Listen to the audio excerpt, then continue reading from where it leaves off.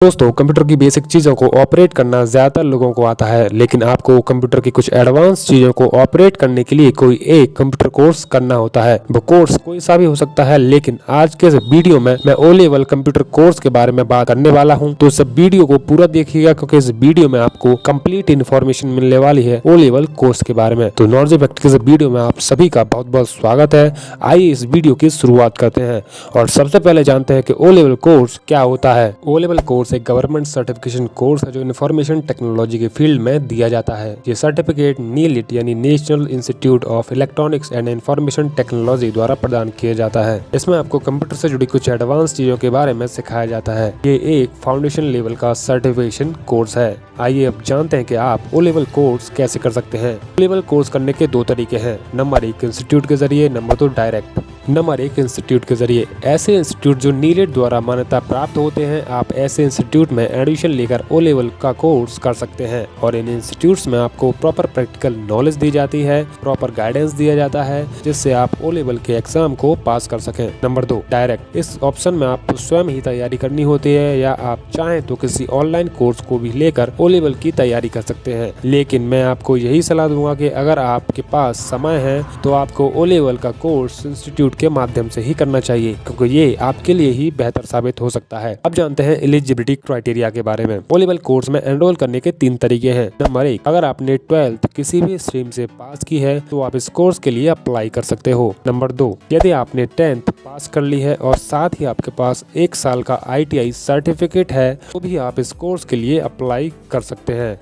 Number 3, और यदि आपने 10th पास कर ली है और साथ ही आप पॉलिटेक्निक कर रहे हैं और 3rd ईयर में हैं तो भी आप इस कोर्स के लिए अप्लाई कर सकते हैं। तो ये था एलिजिबिलिटी क्राइटेरिया। आप जानते हैं कि ओ लेवल कोर्स की ड्यूरेशन कितनी होती है। ये पूरा कोर्स 520 घंटे की लर्निंग प्रोवाइड करता है, जिसमें से 328 घंटे की प्रैक्टिकल लर्निंग और 192 घंटे की थ्योरेटिकल लर्निंग शामिल होती है और ये पूरा कोर्स 1 साल में कंप्लीट होता है। और यदि आप इस कोर्स को ग्रेजुएशन के बाद करते हैं तो आप इस कोर्स को 6 महीने में कंप्लीट कर सकते हैं। और यदि किसी जगह 1 साल का डिप्लोमा लेवल का कंप्यूटर कोर्स मांगा जा रहा है तो आप वहाँ पर इसका इस्तेमाल कर सकते हैं। अब जानते हैं ओ लेवल कोर्स के सिलेबस के बारे में। इसके कोर्स में 4 थ्योरी मॉड्यूल्स और एक प्रैक्टिकल शामिल होता है, जिनमें number 1 M1R5 IT tools and network basics, number 2 M2R5 web designing and publishing, number 3 M3R5 programming and problem solving through Python, number 4 M4R5 internet of things and its application, number 5 PR1R5 practical based on this modules syllabus. और साथ ही आपको एक project भी submit करना होता है जो इन चारों मॉड्यूल्स में से किसी एक पर बेस्ड होता है। अब जानते हैं एग्जाम पैटर्न के बारे में। ओ लेवल एग्जाम में आपसे 100 क्वेश्चन पूछे जाते हैं जो 100 मार्क्स के होते हैं, लेकिन ये 100 क्वेश्चन 2 पार्ट्स में डिवाइडेड होते हैं, पार्ट 1 एंड पार्ट 2। पार्ट 1 में आपसे 40 क्वेश्चन पूछे जाते हैं जो ऑब्जेक्टिव टाइप के होते हैं, जिनको सॉल्व करने के लिए 1 घंटे का समय दिया जाता है और इन 40 क्वेश्चन के आंसर आपको OMR सीट पर देने होते हैं। पार्ट 2, इस पार्ट में आपको 60 क्वेश्चन पूछे जाते हैं जो डेस्क्रिप्टिव टाइप के होते हैं, जिनको सॉल्व करने के लिए आपको 2 घंटे का समय दिया जाता है। और यदि आप पार्ट 1 यानी कि ऑब्जेक्टिव पेपर को 1 घंटे से पहले पूरा कर लेते हो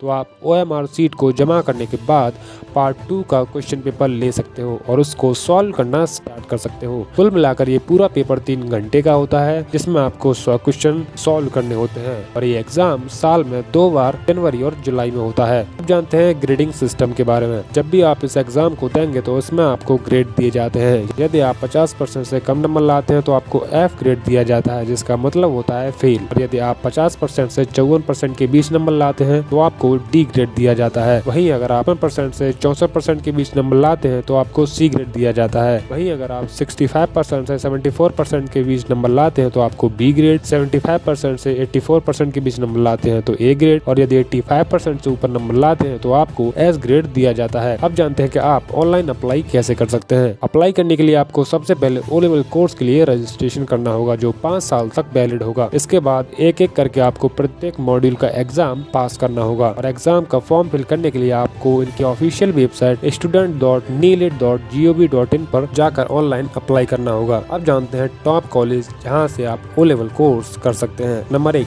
NIELIT Delhi, number 2 NIELIT Agartala Tripura, number 3 UP tech computer consultancy limited Lucknow, number 4 NIELIT Chennai Tamil Nadu, number 5 NIELIT Kohima Nagaland. Number 6 NIELIT Calicut Kerala. Number 7 NIELIT Aurangabad Maharashtra. Number 8 NIELIT Aizawl Mizoram. Number 9 Delhi institute of computer technology and number 10 JLJ academy of computer technology Faridabad Haryana. अब जानते हैं कि आप ओ लेवल कोर्स करने के बाद कौन सी पोजीशन पर काम कर सकते हो। Number 1 EDP specialist. Number 2 junior programmer. Number 3 laboratory technician. Number 4 web developer इत्यादि। अगर इनकी सैलरी की बात करें तो एक EDP स्पेशलिस्ट की एवरेज मंथली सैलरी 18,000 रुपये, जूनियर प्रोग्रामर की एवरेज मंथली सैलरी 30,000 रुपये, लैबोरेटरी टेक्नीशियन की एवरेज मंथली सैलरी 16,000 रुपये और वेब डेवलपर की एवरेज मंथली सैलरी 25,000 रुपये होती है। अब जानते हैं वो कौन सी कंपनी है जो आपको ओ लेवल कोर्स के बाद हायर कर सकती है। नंबर 1 NTPC यानी national thermal power corporation. Number 2 Hindustan organic chemicals limited. Number 3